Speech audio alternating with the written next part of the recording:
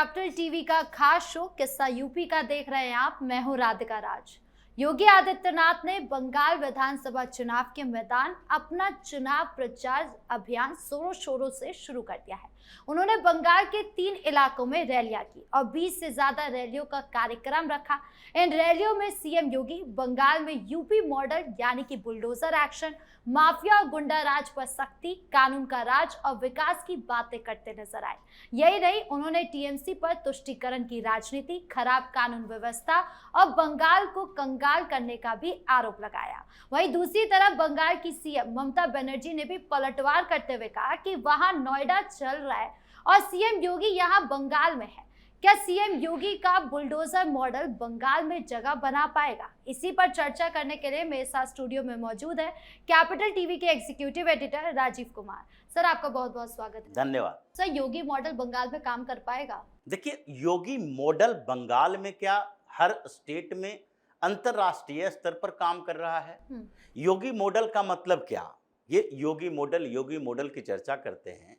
ये बुलडोजर से संचालित नहीं होता, ये एक्शन से संचालित नहीं होता, ये परसेप्शन से संचालित होता है कि योगी ने क्या किया, क्या क्या कहा और कैसी अवधारणाएं निर्मित की। उत्तर प्रदेश में शुरुआत में जब मुख्यमंत्री का चुनाव हो रहा था तो योगी को मुख्यमंत्री बनाया है इसी परसेप्शन के आधार पर गया कि एक व्यक्ति ऐसा हो जिसके कंधों पर अगर स्टेट की पॉलिटिकल कमान सौंपी जाए, अगर वो उस क्षेत्र में अपना लीडरशिप तैयार करें तो उसमें भारतीय जनता पार्टी को दूसरे नेताओं से, दूसरी पार्टियों से कंपीट करने के लिए केवल रीजनल और साथ ही कास्ट पॉलिटिक्स का सहारा न लेना पड़े। ये आधार था कि योगी को क्यों बनाया जा रहा है, क्योंकि उस समय की स्थिति यही थी। भारतीय जनता पार्टी के कई नेता नंबर लगाए हुए थे और दूसरी तरफ एक बार की भारतीय जनता पार्टी की जीत ने विपक्ष में उत्तर प्रदेश के अंदर भी ऐसी कोलाहल मचा दिया था कि अब तो हम लोग बच ही नहीं पाएंगे। जैसे बिहार में जैसे ही नीतीश कुमार, लालू प्रसाद यादव और भारतीय जनता पार्टी अलग अलग चुनाव लड़ी और भारतीय जनता पार्टी लोकसभा चुनाव में बेहतर परफॉर्मेंस कर पाई, लालू प्रसाद यादव और नीतीश कुमार को भी लगने लगा कि नहीं, अगर एक साथ नहीं आए तो हम सरवाइव नहीं कर पाएंगे। उन लोगों को भी लगने लगा कि किसी के साथ जुड़ना चाहिए। नीतीश और लालू का गठबंधन हुआ, बाद में नीतीश अलग हुए तो फिर भारतीय जनता पार्टी के साथ गठबंधन किया। लेकिन इन लोगों को यह लगा था कि अलग अलग चुनाव लड़े तो फिर भारतीय जनता पार्टी हमें साफ कर देगी, जो पॉलिटिक्स चल रहा है बिहार के अंदर। उसी तरह उत्तर प्रदेश के अंदर था कि सपा बसपा को लगा कि हम एक साथ नहीं आए तो फिर हम साफ हो जाएंगे। बाद में धीरे धीरे स्थितियां बदली। यानी कि योगी को लाने का मतलब ही था कि एक हिंदुत्ववादी लीडर को आगे बढ़ाना, जिससे कि हिंदुओं के अंदर एक कॉन्फिडेंस पैदा हो और फिर जाति आधारित राजनीति को हम बदल सके। यानी कि जातीय राजनीति में हिंदुओं को भी एक जाति के तौर पर देखा जाए। जैसे मुसलमानों के ये पॉलिटिकल कास्ट अलग होता है और जनरल प्रैक्टिकल कास्ट अलग होता है। जैसे प्रैक्टिकल कास्ट तो मुसलमानों में भी है, 200 जातियां हैं, एक जातियां नहीं है, 200 जातियां हैं। वहां भी अगड़ा पिछड़ा है, शेख, सैयद, खान, पठान अगड़े मुसलमान हैं। लेकिन पासमानदा मुसलमानों में कम से कम तो 200 जातियां होगी, उससे भी ज्यादा है। खटिक है, धोबी है, नाई है, कसाई है, कुंजड़ा है। ये एक दो जातियां नहीं है, लेकिन पॉलिटिकल कास्ट नहीं है मुसलमानों में, ये प्रैक्टिकल कास्ट है। पॉलिटिकल कास्ट मतलब राजनीति में वो जाति को आधार नहीं बनाता।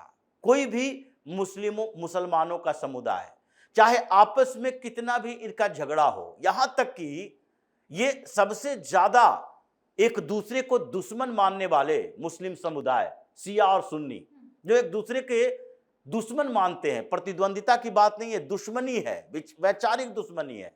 लेकिन फिर भी वो पॉलिटिकल तौर पर, पॉलिटिकल कास्ट के तौर पर एक ही माने जाते हैं। ऐसा नहीं है कि शिया मुसलमान है तो भारतीय जनता पार्टी को वोट करेगी, या फिर सुन्नी मुसलमान है तो वही सिर्फ भारतीय जनता पार्टी से चिढ़ा हुआ है। ये सारे एक हो जाते हैं। उसी बात की चर्चा अब हिंदुओं के बीच भी होती है कि प्रैक्टिकल कास्ट तो है, लेकिन प्रैक्टिकल कास्ट होने के साथ साथ क्या पॉलिटिकल कास्टिज्म भी होगी, यानी कि हिंदुओं को अपने मुद्दे के लिए अलग अलग विभाजित होना पड़ेगा, जातीय राजनीति भी होगी। और इसी को आधार बनाकर योगी को लाया गया कि नहीं, पॉलिटिकल कास्टिज्म को खत्म करेंगे, यानी जाति आधारित जो राजनीति करने वाली पार्टियां और अपने जातियों के अलावा ओबीसी दलित की बात करके उन हिंदुओं को भ्रमित करके हिंदुओं के कुछ जातियों का वोट लेकर मुसलमानों की तुष्टीकरण की राजनीति करने वाली पार्टियों को जवाब कैसे दिया जाए, और इसी की अवधारणा के साथ योगी को लाया गया था। आज योगी उस अवधारणा को उत्तर प्रदेश के बाहर भी ले जा रहे हैं। महाराष्ट्र में चुनाव हुआ, महाराष्ट्र में योगी का वो परसेप्शन वाला मॉडल, ये बुलडोजर अलग चीज है, एक्शन माफियाओं के खिलाफ, या फिर अगर लॉ एंड ऑर्डर की सिचुएशन की बात हो तो ऐसा नहीं है कि गुजरात में लॉ एंड ऑर्डर की सिचुएशन अच्छा है क्योंकि योगी मॉडल लागू है, या मध्य प्रदेश में ठीक ठाक चल रहा है, भारतीय जनता पार्टी इतने लंबे समय से सरकार में है, लॉ एंड ऑर्डर मेंटेन करके रखे हुए है, तो इसका मतलब योगी का मॉडल चल रहा है। या फिर किसी और स्टेट में जहां पर लॉ एंड ऑर्डर की सिचुएशन ठीक है, ऑर्गेनाइज्ड क्राइम को क्रैक किया जा रहा है, या फिर बिहार की ही बात करें, जो ऑर्गेनाइज्ड क्राइम था लालू प्रसाद के समय में, नीतीश कुमार की सरकार आई, नीतीश कुमार ने धीरे धीरे ऑर्गेनाइज्ड क्राइम को खत्म किया। क्राइम पूरी तरह से खत्म नहीं किया जा सकता, वहां पर योगी से पहले से वो मुख्यमंत्री थे, सुशासन की बात उनके लिए भी आए, सुशासन बाबू का टैग लगाया गया, तो ये योगी मॉडल नहीं था। लेकिन योगी मॉडल का मतलब कि बंटोगे तो कटोगे, योगी मॉडल का मतलब कि ये पॉलिटिकल कास्टिज्म जो बनी हुई है हिंदुओं के बीच, जो मुसलमानों में नहीं है, वो कैसे खत्म किया जाए। जैसे यहां पर बात होती है मुसलमानों, हिंदुओं और उसके साथ महिला वर्ग की बात होती है, एम फैक्टर चलता है, लेकिन अभी तक महिला एक पॉलिटिकल ग्रुप के तौर पर उभर कर नहीं आई। महिलाएं अपने मुद्दों पर वोटिंग नहीं करती है, बल्कि अपने परिवार के साथ वही जाति आधारित राजनीति के आधार पर वोट करेगी। थोड़ा बहुत इकोनॉमिक बेनिफिट अगर इन लोगों ने महिलाओं के लिए कुछ योजनाएं चलाई तो उसके आधार पर कुछ वोट कर सकती है, लेकिन एक कॉमन मुद्दा जो होता है कि महिलाओं के अधिकारों, महिलाओं के विकास, महिलाओं को आगे बढ़ने के लिए क्या किया जाए, इस मुद्दे पर किसी पॉलिटिकल पार्टी के वुमेन बीइंग में यह आवाज नहीं उठती कि महिलाओं के लिए काम किया जाना चाहिए। उसके आधार पर भारत की महिलाएं वोटिंग कर सकती है, इसीलिए पॉलिटिकल कास्ट की बात हो रही थी। और फिर योगी अभी पश्चिम बंगाल की बात इसलिए चल रही है कि उनका इंपैक्ट कैसे पड़ रहा है, क्योंकि अगर मुस्लिम बहुल इलाके पश्चिम बंगाल में हैं, 7-8 डिस्ट्रिक्ट ऐसे हैं जहां पर मुसलमानों की जनसंख्या 30% से ज्यादा है, कुछ जगह पर 60-70% है, मुर्शिदाबाद में, उत्तरी दिनाजपुर में, मालदा में, फिर साउथ 24 परगना में, ये सारे ऐसे जगह हैं जहां पर मुसलमान 40% से ऊपर है, कहीं 49% है, कहीं 62% है, कहीं 70% है।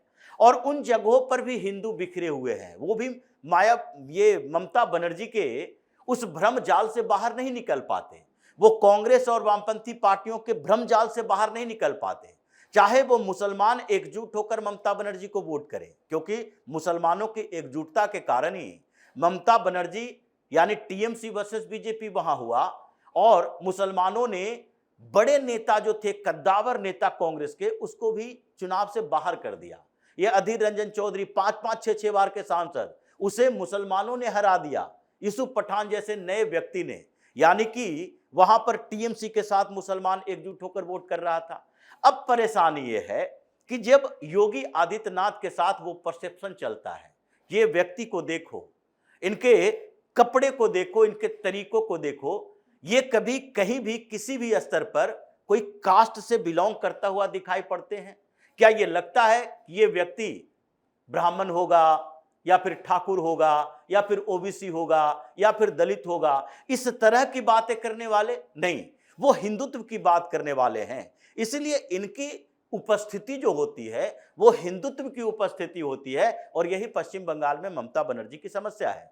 क्योंकि जैसे ही पहली बार में योगी आदित्यनाथ, जो कहा जा रहा है कि पश्चिम बंगाल में भारतीय जनता पार्टी का जो स्ट्रेटजी है, जो रणनीति बनाई है कि पहले थोड़ा थोड़ा परसेप्शन चेंज करो, राष्ट्रीय स्तर के नेता जो नेशनल लीडरशिप है, प्रधानमंत्री जाएंगे, गृह मंत्री जाएंगे, ये लोग उस परसेप्शन को बदलने की कोशिश करेंगे। डायरेक्ट अटैक प्रधानमंत्री मोदी नहीं कर सकते, वो थोड़ा सा स्लो आगे बढ़ेंगे, वो घुसपैठियों की बात करेंगे, मुसलमानों की डायरेक्ट बात नहीं कर सकते, लेकिन उसके बाद के अगले चरण में जब प्रचार थोड़ा और बढ़ेगा तो उस सेकंड लीडरशिप को आगे बढ़ाना है जिसको देखकर ही ये दिखाई पड़ जाए, समझ में आ जाए कि ये हिंदुत्व की बात करेगा, मुसलमानों के खिलाफ बात करेगा और उनके जो पुराने एक्शन हैं वो लोगों के जेहन में आ जाए, दिमाग में बस जाए। और यही बात पश्चिम बंगाल में चल रही है। योगी आदित्यनाथ जिन इलाकों में जा रहे हैं, जहां पर इन्हें भेजा जा रहा है, उन जगहों पर मुसलमानों का वोट तो स्प्लिट नहीं होगा, लेकिन हिंदुओं का वोट एकजुट होगा। हिंदू ध्रुवीकरण, जो पॉलिटिकल कास्ट बने हुए हैं अलग अलग जगहों पर, जो लोग विचारधारा के आधार पर हिंदुत्व की विचारधारा से जुड़ने के बजाय ये पॉलिटिकल विचारधारा से जुड़ जाते हैं और जिनको लगता है कि हमारा तो कोई अधिकार है ही नहीं, हमारी तो कोई मांग है ही नहीं, स्पेसिफिक हमारी जरूरत नहीं है, उसी विचारधारा को बदलने की कोशिश योगी आदित्यनाथ कर रहे हैं। और यही वजह है कि इनकी जरूरत जैसे महाराष्ट्र में थी जी, जैसे बिहार में थी, वैसे ही पश्चिम बंगाल में दिखाई पड़ रही है।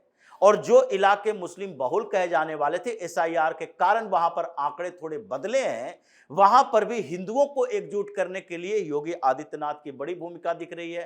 तो ममता बनर्जी अब से आगे जो योगी आदित्यनाथ का तेवर दिखेगा, उसमें ममता बनर्जी जिस तरीके से अटैक प्रधानमंत्री मोदी या फिर अमित शाह के खिलाफ कर रही हैं, उससे भी ज्यादा बड़ा अटैक ये योगी आदित्यनाथ के खिलाफ करेगी। ये पूरा टीएमसी के लोग आदित्यनाथ के खिलाफ बात करना शुरू करेंगे, योगी के खिलाफ बात करेंगे, क्योंकि इनका टारगेट थोड़े समय के लिए शिफ्ट होगा। क्योंकि योगी की उपस्थिति का मतलब है कि हिंदुओं के बीच एक मोरल, ऐसा नैतिकता बढ़ती है और उसका महत्वाकांक्षा बढ़ता है, जिसके बाद वो अपने आसपास के कुछ लोगों के साथ डिबेट करके उसके परसेप्शन को बदलने में अपनी भूमिका निभाता है। यानी माउथ पब्लिसिटी बढ़ती है। तो इसका मतलब है कि अभी बंगाल के चुनाव में जो बदलाव होने वाला है, सत्ता परिवर्तित होने वाली है, उसमें योगी आदित्यनाथ की वैसे ही भूमिका होगी जैसे कि महाराष्ट्र के चुनाव में हुई।